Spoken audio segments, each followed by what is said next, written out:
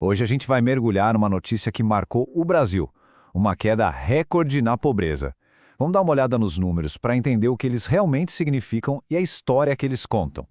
O número de partida é impressionante. Em 2024, nada menos que 8,6 milhões de brasileiros conseguiram sair da situação de pobreza. Isso em apenas um ano. Para se ter uma ideia, esse número é maior que a população inteira de muitos países. E o resultado disso? A taxa de pobreza no Brasil caiu para 23,1%.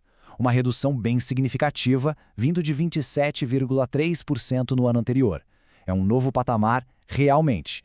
E atenção, segundo o IBGE, esse não é apenas um número baixo, é o menor nível de pobreza que o Brasil já registrou desde que essa medição começou a ser feita, lá em 2012. É um verdadeiro marco histórico. E quando a gente coloca em perspectiva, essa conquista de 2024 fica ainda mais clara.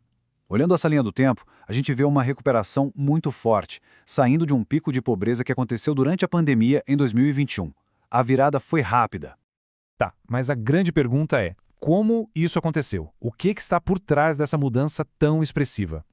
Bom, segundo os especialistas, não foi uma coisa só. Foi uma combinação bem poderosa de três fatores principais. Primeiro, a recuperação do emprego com carteira assinada. Depois, um aumento real do salário mínimo. E, por fim, a expansão de programas sociais, que funcionaram como uma rede de segurança essencial.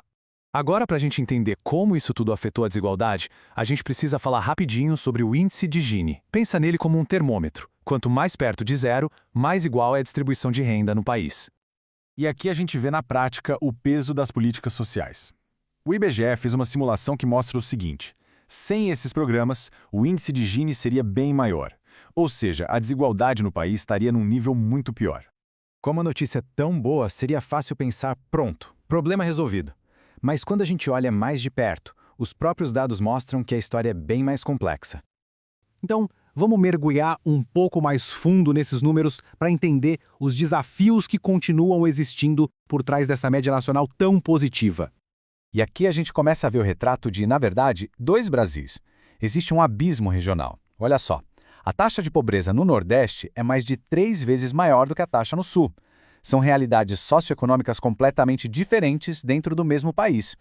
E essa divisão não é só geográfica, não. Os dados também escancaram que a pobreza afeta de forma desproporcional a população preta e parda. É um retrato da desigualdade estrutural e histórica que o Brasil ainda carrega. Além de tudo isso, o tipo de trabalho faz uma diferença enorme. Quem trabalha na informalidade, sem carteira assinada, tem quase 3 vezes mais chance de estar na pobreza do que quem tem um emprego formal. É uma vulnerabilidade muito grande. Então, depois de olhar tudo isso, qual é a principal mensagem que fica? O próprio IBGE faz um alerta muito importante. Eles dizem que é fundamental evitar o triunfalismo, ou seja, apesar do avanço histórico, o número de pessoas que ainda vivem na pobreza é muito alto. O desafio continua imenso. Para a gente amarrar tudo, a análise mostra uma realidade dupla. De um lado, uma conquista enorme, que veio de uma fórmula que a gente viu que funciona: emprego, salário e programas sociais. Do outro, desigualdades muito profundas que mostram que esse progresso ainda não chegou para todo mundo e que o trabalho precisa continuar.